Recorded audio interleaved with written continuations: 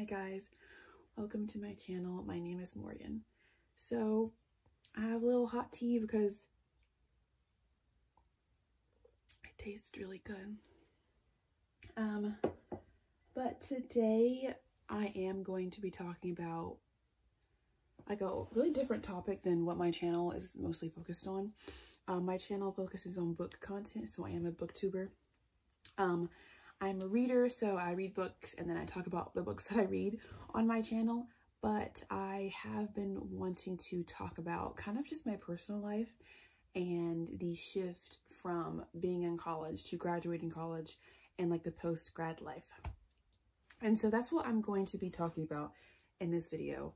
And I have been wanting to like just kind of spew it all out and get it somewhere recorded, because it's like, I don't know, I feel like it's gonna feel very lethargic and like very nice and positive to just spill all this out. So what day is it? We're in April of 2024. I graduated college in December, so 4 months ago I graduated college. It has been such a like eye-opening process to graduate college with no job. Like when I graduate.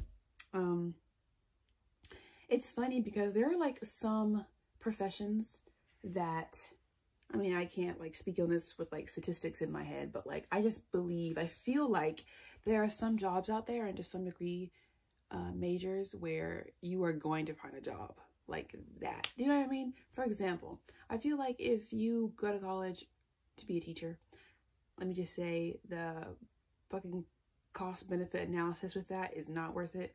But if you really want to teach, then go do that. But you're probably going to find a job like right away. So I think that's kind of interesting. I went to college and I got a degree in marketing. In our school, we had like concentrations. So I got a degree in marketing with a concentration in social media marketing. And I went to school in my home state, North Carolina. Even like before graduation, I was applying to jobs, like full-time positions. Most of the time I never heard anything back, and that was like so soul crushing. But like after I graduated, of course I moved back home. I'm in like the house I grew up in. This is my room. And it's been so like such a weird change to like accept the fact that I no longer have school anymore.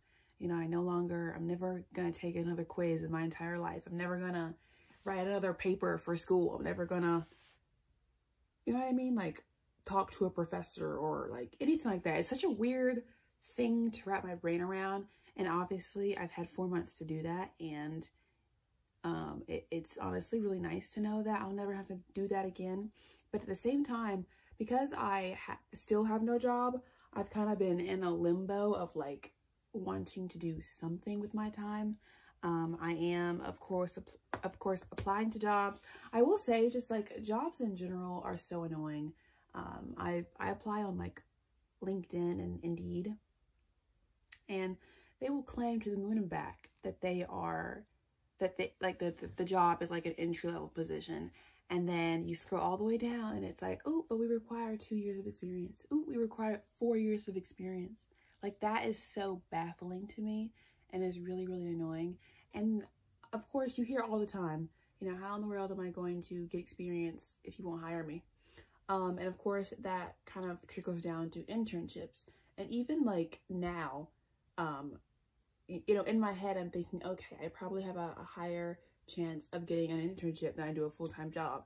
So there are times where I will be looking at job descriptions for internships that are around marketing, social media marketing. And even those are difficult because half of the ones that you'll see, they require you to be enrolled in a school.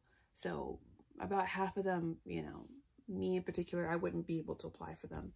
So it definitely kind of leaves you in this limbo of feeling like, what the fuck am I doing with my life? And was any of it worth it? I definitely don't feel like I can answer that right now. I feel like I need to see where this takes me. Like, I need to ask me in 2 years. Like, honestly, I feel like I need for this moment, and I don't know. I'm annoyed. But anyways, I am applying to jobs. I will apply to, like, I don't know, 20 a week, maybe. Yeah. And recently I've been having like 1 interview a week. That's kind of been like the cycle that it's taken. I had an interview today, actually. It was a phone interview. It was so funny. After the interview was over, the last question this man asked me, he was like, silly question, but if you were at a party and you were having the time of your life with the best people, and you needed to go to the bathroom and you were right at the bathroom, but then a song came on and the song was so good that you had to hold your pee and go back to the dance floor, what song would it be? I was like, what kind of question is that? But of course I humored him. And I had to think super fucking fast. And of course I went with like a nostalgic answer, because if I'm holding my pee, it's got to be a good fucking song. You know what I mean? It's got to elicit and bring up memories of like childhood core memories. And so first thing that popped in my head was Die Young by Kesha. Oh, I feel your heartbeat to the beat of the drums. Oh, what a shame that you gave me with no one. Now you're here in my arms. Let's make the most of the night like we're gonna die young. Yeah, no, if that song came on, bro, I'm dropping everything I'm doing. I'm dropping everything. I'm holding my pee and I'm going back. So that popped in my head and I loved kind of like going back in my brain with that song. That was a fun time. Also, like, I have watched a couple of videos of people kind of making similar videos about post-grad life, and a lot of them are talking about like friends and like the loneliness, which is so interesting because like that is true. Like if you think about it, you're in college, so you're like living with people your age, you're living with your friends, you see your friends in class every day, whatever the case is, you know what I mean? And to go from like that to coming back home, or perhaps, you know, moving into your own apartment and starting your like full-time position, full-time job, your career. I mean, that's such a crazy shift in life. I was, in that regard, I was lucky enough to where about a month, about 2 months before I graduated, so one of my best friends, Toby, I met her my first year in college. I was in college for about 2.5 years, by the way. That's a long story. But anyways, I was in, like freshman year, I met her. And I just met her because we happened to like be roommates. Like it was that weird thing where it's like, hey, I'm going to stay here. Like you pick where you live. There's one bed left. So I picked that room and she was already in there. So, it was like, hi, who are you? How are you? Da, da, da, da, that kind of thing. And so, you know, we kind of just met like that. But we met and we completely like clicked like right away. We just had a lot of things in common and a lot of things to like talk about. And I mean, ever since then, we have always like chosen to room with each other. So, I think we changed rooms like 3 different times, and we always, of course, stayed together. And she was like, I mean, she was my best friend on that campus. I didn't even like it. I don't know about y'all, but like for me personally, I don't have like levels of friendship. Like for me, you're either my best friend or you're not my friend. And I know it's kind of a weird thing it's a weird way to process that, but like me personally, I don't care about like friendly acquaintances. All that shit is kind of redundant and it's kind of like fake in my opinion. And so if I'm not going to have a genuine connection with the person, I'm not going to fake a friendship. I'm not going to want to hang out with you. I'm not even going to talk to you. I'm not going to make a friend. It's just not going to happen. Like I either get to know you to the point where you are my best fucking friend or we're not friends at all. And that's how I've gone with my whole entire life, not even like realizing it until like thinking it through, but like that's been my whole entire existence. Like I've always had best friends. I've never had like, oh yeah, I know that girl. No. You're either my best friend or we don't know each other. That's like me. And so because of that, like 2 months before I graduated, we had a conversation. We sat down and she was like, hey, like, what's going to happen after you graduate? Because I was, of course, graduating earlier than her. And so she was like, what are we, like, what's going to happen? Are we going to still talk? And I was like, yes, I really love you and I really care about you. And like, you are a fucking friend. Like, you are my bestie. So yes, we are going to continue to talk and we are going to continue to be friends. I'm not going to let this like relationship die kind of thing. And so having that conversation was like very,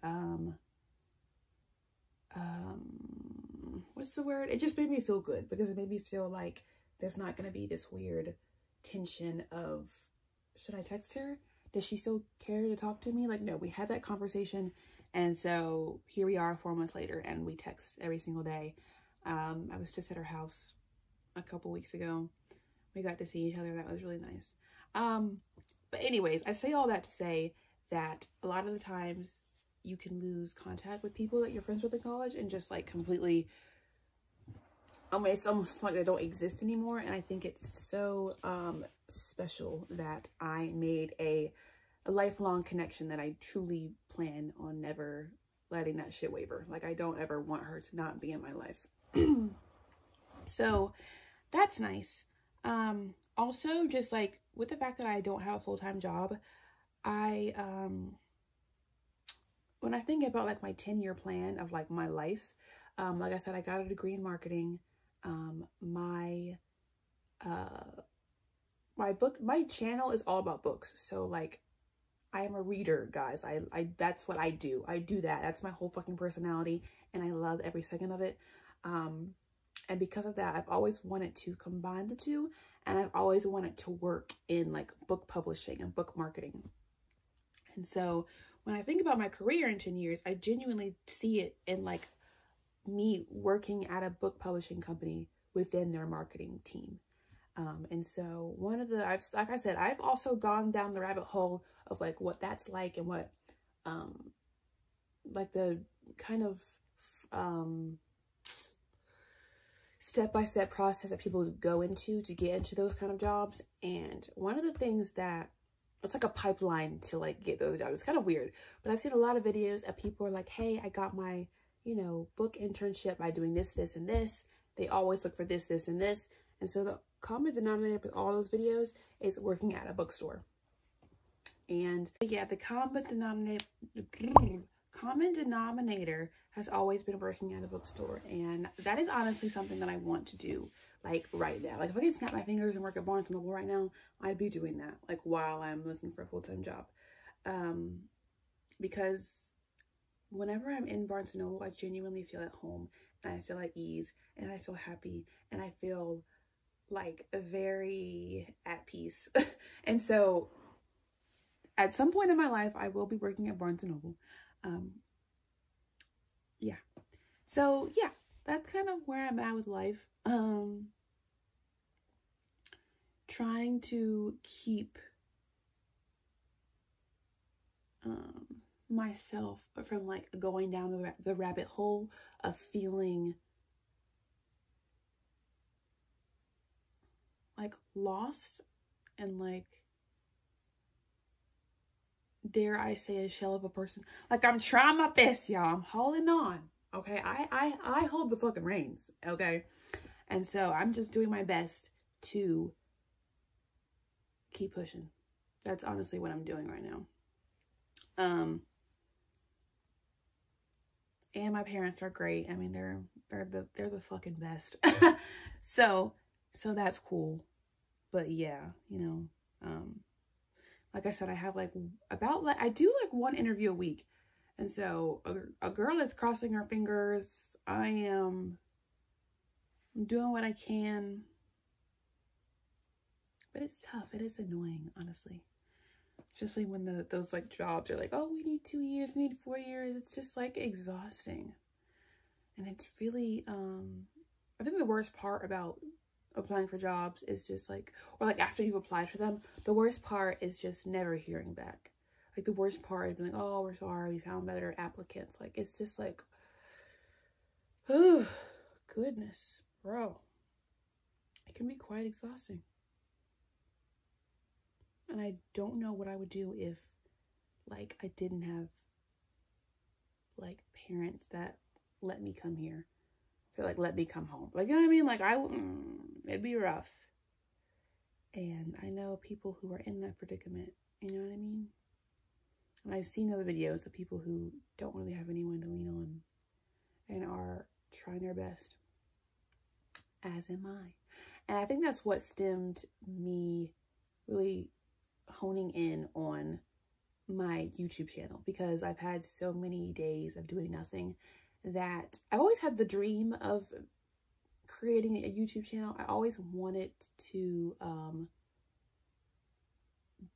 that's a fucking lie. What am I talking about?